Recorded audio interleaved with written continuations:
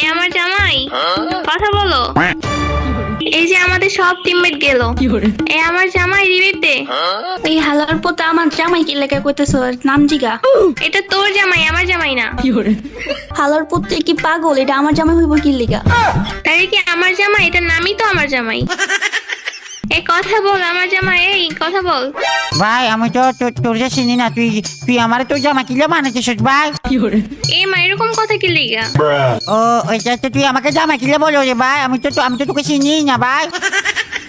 এই ভাই রিভাইভটা দে তো।